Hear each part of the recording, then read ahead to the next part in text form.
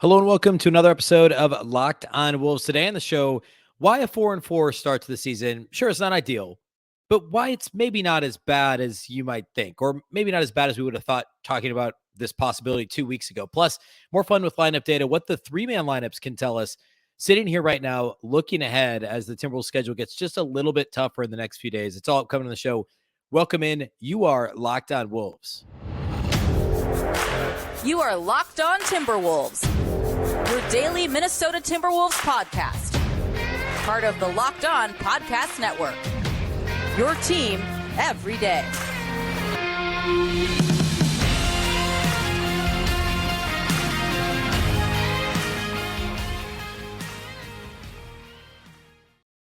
Hello and welcome to the Locked On Wolves podcast, part of the Locked On Podcast Network, your team every day. My name is Ben Beecken. I'm the host of Locked On Wolves. Today's episode is brought to you by Prize Picks. First-time users can receive a 100% instant deposit match up to $100 with promo code Locked On.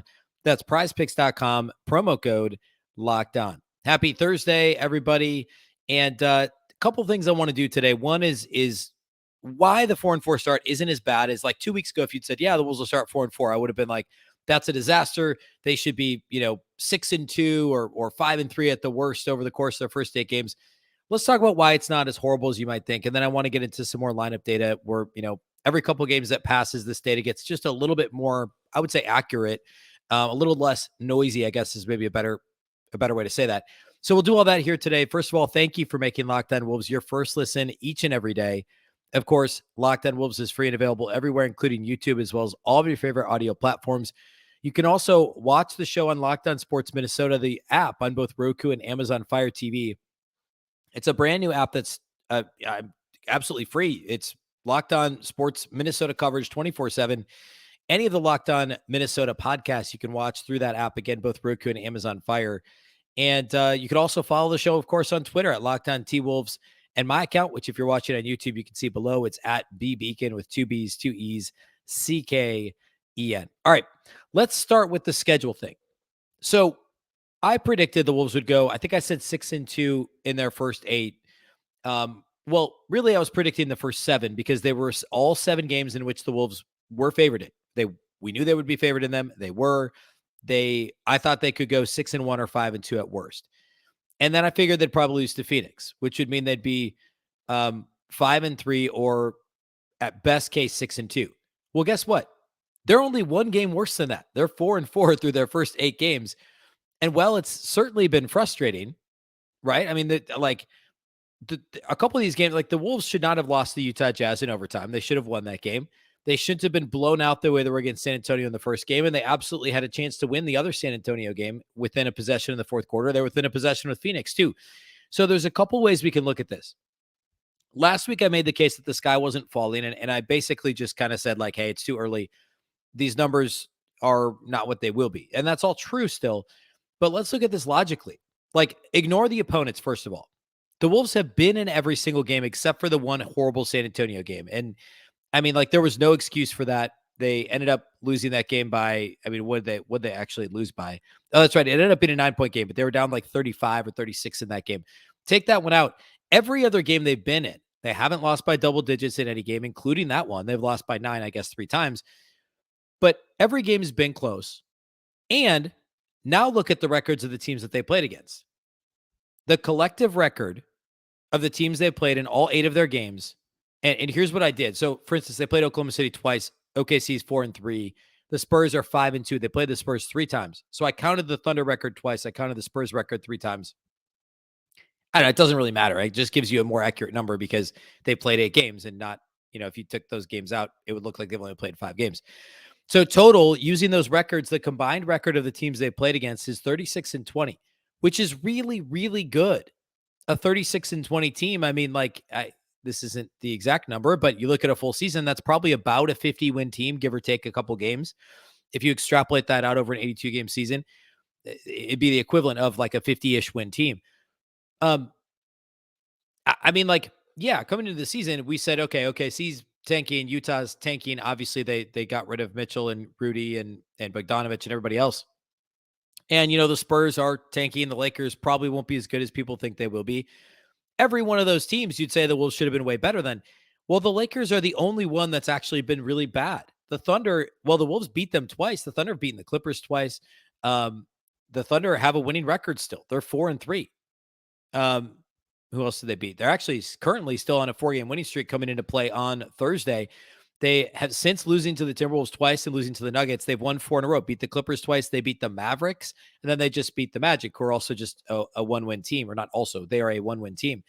So, I mean, like, the Thunder haven't been bad. Like, that's whether or not they end the season bad, they haven't been bad so far. And I talked about this the other day on the show, that I thought these games would be great prep for playing Phoenix and Milwaukee and Memphis and some of these teams are about to play.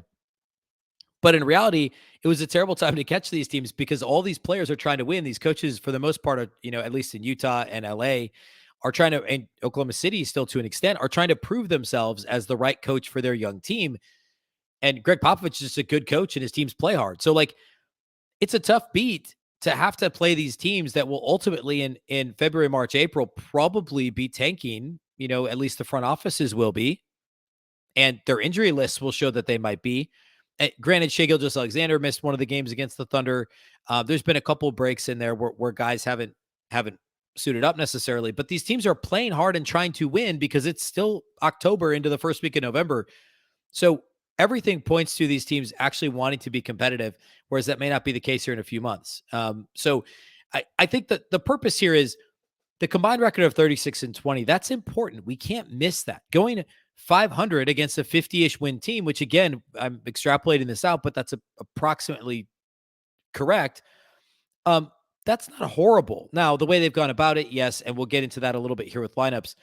But I just think we need to be careful with, like, acting as though this is an absolute abject disaster, because remember, and we'll talk about this with lineup data here in a minute, integrating an all-NBA, an all-star player like Rudy Gobert into the offense is going to take time. It was always going to take time. And I'll admit I was too optimistic when I said, they'll start the season 6-1, maybe 5-2, like, thinking that was a realistic start. I think I was too optimistic with, like, hey, Rudy will play the Vando role. Well, no, the Wolves were trying to force feed Rudy for a while, and Rudy lingers in the paint. I mean, Jared Vanderbilt was very comfortable staying in the dunker spot until he didn't have to, or until he had to crash the glass. And Rudy just kind of hangs out more so in the paint. He's involved in pick and roll more than Vanderbilt was. The Wolves are running more pick and roll than they did last season. So all those factors have kind of changed the Wolves' offense. And I frankly underestimated the amount of time it would take to acclimate Rudy Gobert. And that's kind of the biggest issue offensively, besides some of the isolation, the take turn offense sort of thing, where you have guys just isolating, taking turns isolating, and not actually running offense. But the Rudy dynamic is certainly something that's still being explored. I want to peek ahead to what that could look like over the next few games, and then I want to talk lineup data for the rest of the show, and that'll be how we close out today. First of all, though, let's talk about our title sponsors of today's show, and that is, of course, our friends over at Prize Picks. On Friday night, the Minnesota Timberwolves take on the Milwaukee Bucks. Given the Timberwolves' rebounding issues, taking the Giannis Antetokounmpo rebounds over may be the move over at Prize Picks. You could take the over with the Karl-Anthony Towns points over. Cat's been scoring a lot more lately. They've been running more offense through Cat. The other thing is you can actually cross sports too. I don't believe there's a World Series game Friday, but you could pick a college football game and pick an over under there. Plus, in the Timberwolves game Friday night, it's a ton of fun. You pick 2 to 5 players on Prize Picks, and whether or not they'll score more or less than their Prize Picks projection, you can win up to 10 times your money on any entry. You're not competing against other people. It's just you versus the projections available. And again, any sport that you watch, NBA, NFL, MLB, NHL, golf, college sports, esports, WNBA, tennis, MMA, boxing, really any sport you can find on Prize Picks. You can make your entry in 60 seconds or less. It's absolutely easy. Download the Prize Picks app or go to prizepicks.com to sign up and play daily fantasy sports. First-time users can receive a 100% instant deposit match of up to $100 with the promo code LOCKEDON. If you deposit $100, Prize Picks will give you $100. If you deposit $50, that's right, Prize Picks will give you $50. Don't forget to enter promo code LOCKEDON at sign up for an instant deposit match of up to $100.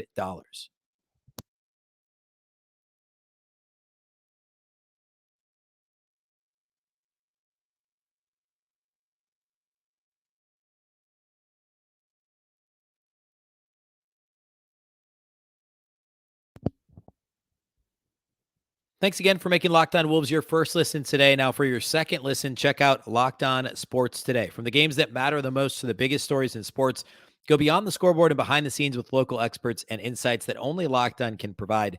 Locked On Sports Today, available on this app you're listening to now, plus YouTube and wherever you get your podcasts. Okay. Um, let's talk a little more schedule and what some of the issues the Wolves are having could line out with that schedule. So after Milwaukee on Friday, obviously that's an extremely difficult game. It's an ESPN game, although it's the first time so far in the regular season the Wolves have gotten consecutive off days. So they're off Wednesday, off Thursday, and then Milwaukee Friday night. And then a back-to-back, just the second back-to-back of the season so far. We obviously saw the Wolves win in OKC last Sunday, about 10 days ago, and then turn around and drop that absolute just bomb of a performance in a bad way in that loss to the Spurs the following Monday. So this is another back-to-back. They get Houston on Saturday. And I mean, obviously Houston's what, 1-7? Is that right? 1-7, I think. 1-6 currently. And beyond a winnable game for the Timberwolves, obviously. But on a back-to-back makes it a little bit more difficult. Presumably the Wolves will be at full strength this weekend. Kyle Anderson has played in the last couple games, and Austin Rivers was available. Jordan McLaughlin's played in the last couple games. So they should be at full strength for this weekend. But these are tricky matchups. Milwaukee's obviously difficult, although the Wolves beat the Bucks early last season. And by the way, these are both home games. So after losing at San Antonio and Phoenix, they come back home to take on Milwaukee Friday, Houston at home Saturday. So assuming they lose to Milwaukee, which is a tough matchup, and beat Houston, then you have the Knicks, which isn't too bad of a matchup for the Wolves on Monday. There's not too much dynamic perimeter ability or even really shooting ability on the perimeter for the Knicks.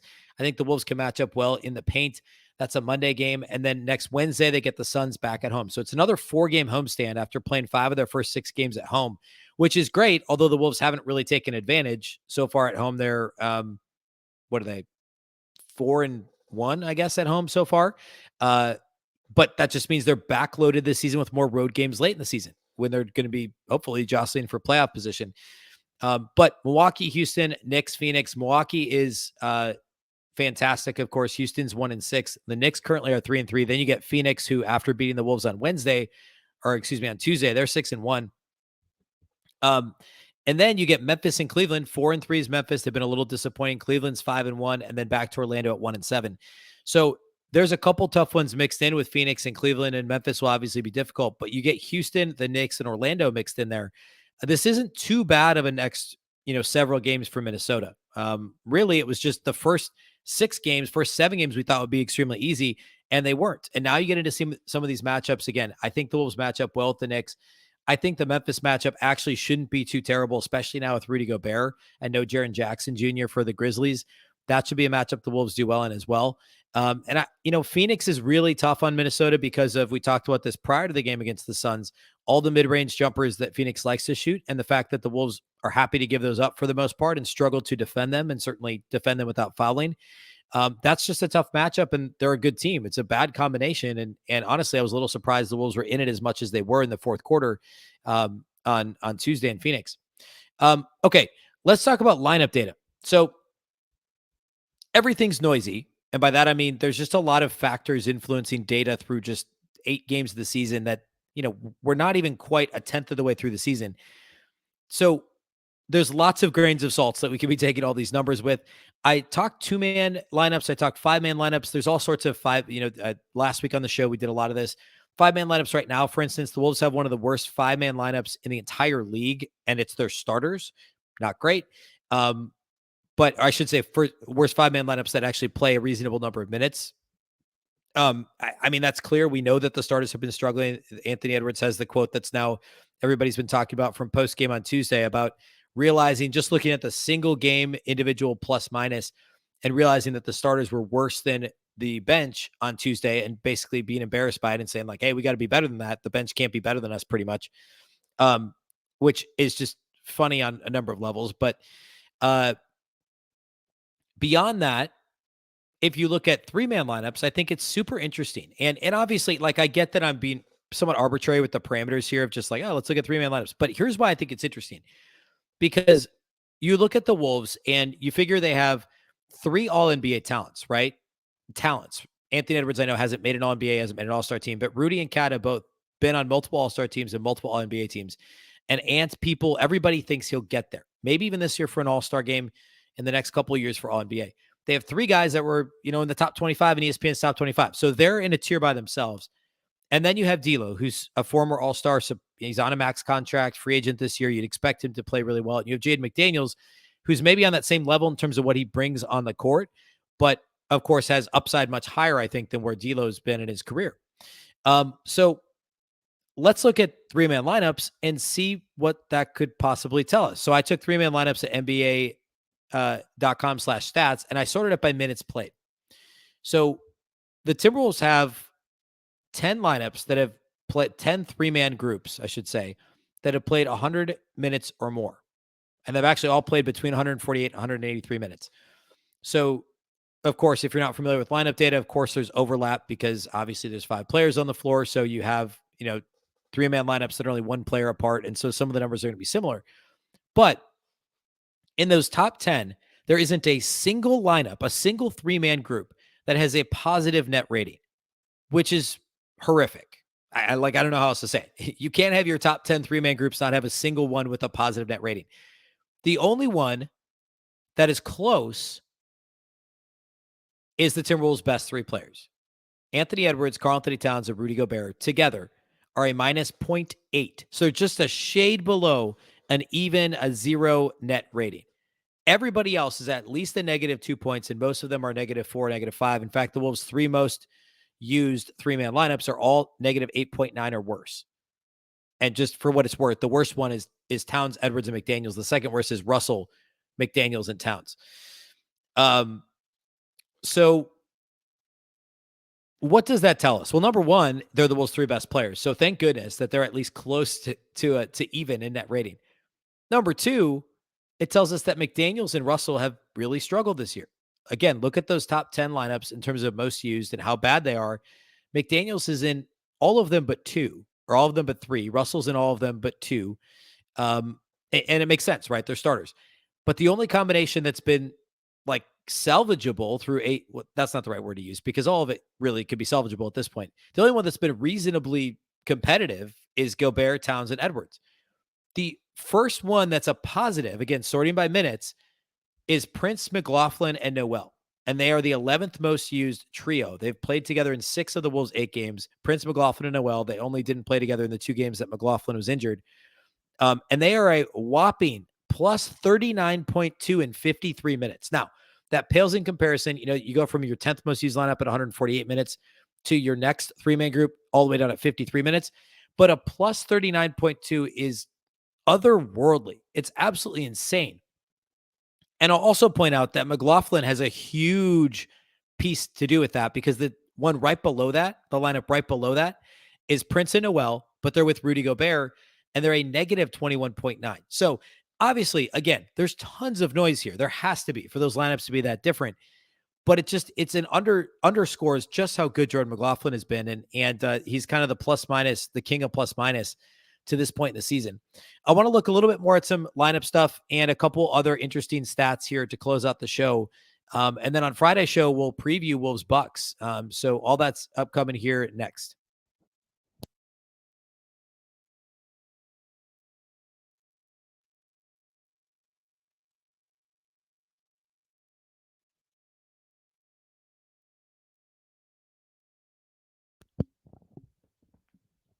All right, so the 3-man lineup data tells us that the Timberwolves' best 3 players are who we thought they were, and that the Timberwolves are at their best when those 3 are on the floor. It also tells us that Taurean Prince and Jordan McLaughlin have been great. You look at the best lineups with the best net ratings. Jordan McLaughlin is in all of them. The only one he's not in that's like a significant plus that's played more than 30 minutes is Noel, Edwards, and Gobert. And remember, they played a bit together in the fourth quarter. One of those games, the Wolves were trailing and kind of made a comeback. That trio was part of it. We saw a little bit of it the other day. I mean, they played together in every game so far, actually, but I thought, or 7 of the 8, I should say, but Noel, Edwards, and Gobert, which is an interesting one to me.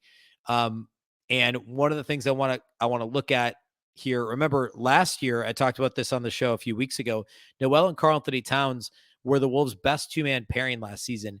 I'm curious to see what Noel and Gobert look like moving forward. And like what that develops out to be, because Noel's really good in the pick and roll and didn't get a ton of credit for that last year, but he is.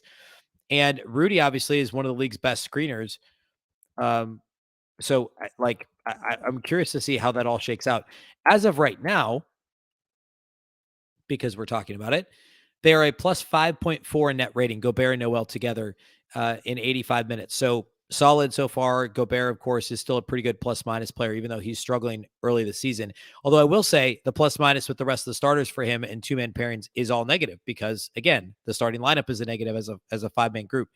But at any rate, Gobert and Noel together, that's something to keep an eye on, and how Chris Finch staggers that bench rotation as well.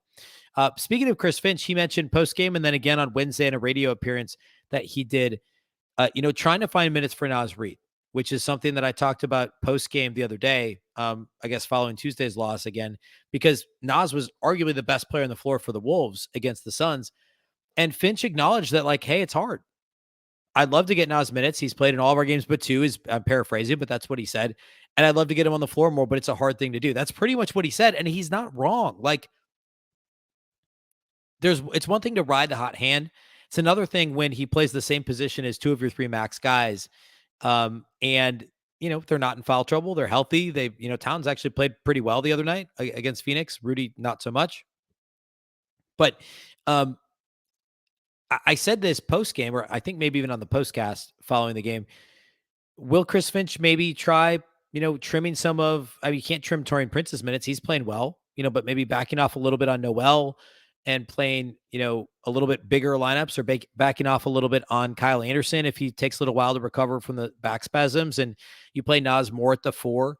Or maybe it's longer rests for Rudy and Kat and just expanding Naz's minutes from whatever he's playing now, 10, 12 minutes a game, 10.5 minutes per game, to 12 to 14 minutes per game, and just gradually give him more time on the floor. For what it's worth, and again, all the grains of salt, we're 8 games into the season, but Rudy Gobert currently has the lowest block rate of his career if the season ended today, which is an absurd statement, 10% of the way through the season. But he's only averaging, if you will look up average number of blocks, it's his least number per game since his rookie season. He's averaged at least 2 blocks per game, but block rate is just a 4.4. He's only had one season in his whole career, including his rookie season, where he was below a 5% block rate. That was his first All-Star season, which was the COVID shortened year in 1920.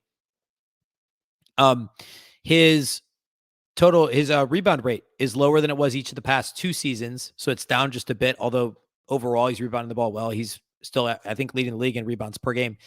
But the block rate being lower is a little bit concerning. The usage rate is somehow still lower than it was in Utah, which I guess maybe we shouldn't be surprised because there's more talent on this roster than there was with the Jazz last couple of years. But the Wolves are making a concerted effort to game plan to get Rudy the ball, and yet his usage remains at the lowest point in his career. The free throw rate is also down. If the season ended today, it would be the lowest free throw rate of Rudy Gobert's career. So all things to keep an eye on, and all things that on some level need to be corrected, right? I mean, if Rudy's going to be involved, he's got to be involved. Points per game, if the season ended today, would be his lowest points per game since 2016, when he just wasn't the same guy he is now. He averaged 9 points per game then. Every year since then, he's been at least 13.5 points per game. He's currently 13.3 points per game. So we talk a lot around the whole lineup acclimating to Rudy being in the lineup. Rudy's acclimating to his teammates too.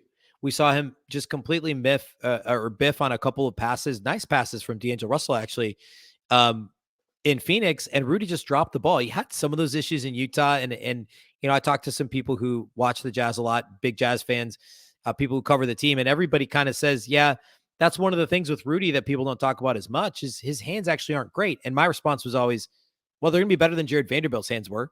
He's bigger and he's got better hands than Vando, so they'll figure it out. Well, we saw the bad hands version of Rudy on Tuesday in Phoenix when he dropped a couple early in the game. So these are all very specific Rudy Gobert issues.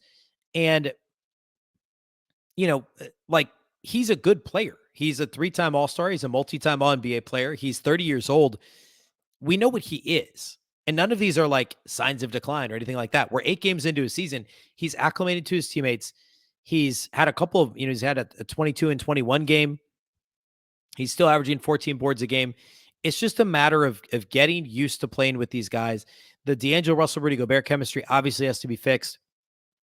It has to develop a little bit more. And then also, Ant talked after the game the other day about there not being space in the paint and he can't dunk over everybody. And that's obviously because Rudy, as I mentioned earlier in the show, is hanging around the paint. He's just kind of there. And that's again a feel thing. Rudy's got to get used to when Ant's driving.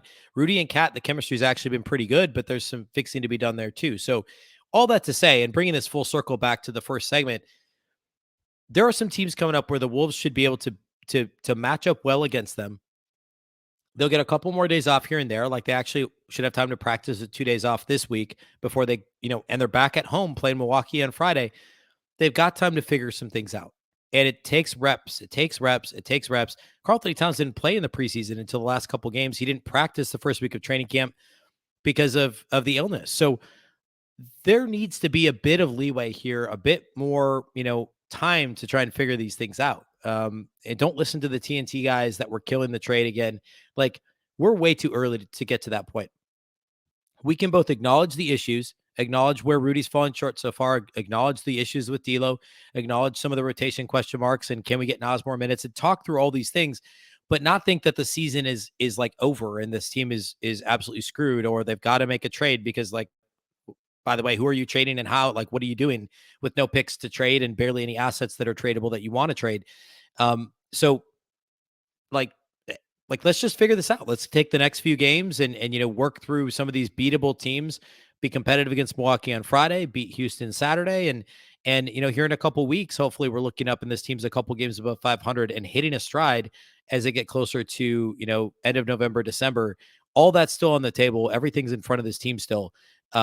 So remember, I said this the other day, the Wolves started last year 4-9. It's pretty unlikely they're going to lose their next 5 in a row. And I maybe shouldn't have said that, but like, they're not going to go 4-9 to start this season. I mean, the Celtics were below 500 in January or like right around New Year's last year, and they went to the finals. A lot can still happen this season. And Chris Finch is too good of a coach. This team has too much talent for this to not be on some level a successful season for Minnesota. It's just going to take a little bit of time, a little bit of patience, but we'll get there. All right. That's all I have for today here on the show. On Friday, we're going to preview Wolves Bucks. We haven't seen the Bucks in a very long time, so I want to look at Milwaukee, what they've been up to this season, and what that matchup looks like a little more in depth. I think it's a very interesting one. So I want to spend most of the show Friday talking about that. And then, of course, the live postcast will be back with Barney Gelner of Bally Sports North. That will be roughly 45 minutes following the game on Friday night. So definitely check that out. I'll remind everyone during the episode Friday, but we'll do the live postcast Friday night and then also Saturday following Wolves Rockets.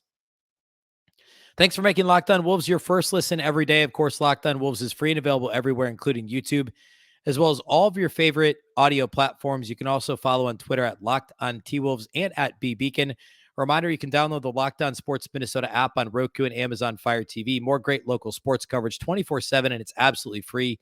Again, the Locked On Sports Minnesota app on Roku or Amazon Fire TV. Locked On Wolves is part of the Locked On Podcast Network. Remember, the Locked On Network is your local experts on all the biggest stories. And for your second listen today, be sure to go check out the Locked On Sports Today podcast, the biggest stories of the day, plus instant reactions, big game recaps, and the take of the day, available on the Odyssey app, YouTube, and wherever you get your podcasts. Once again, I'm Ben Beecken. This is the Locked On Wolves podcast, and we'll catch you next time.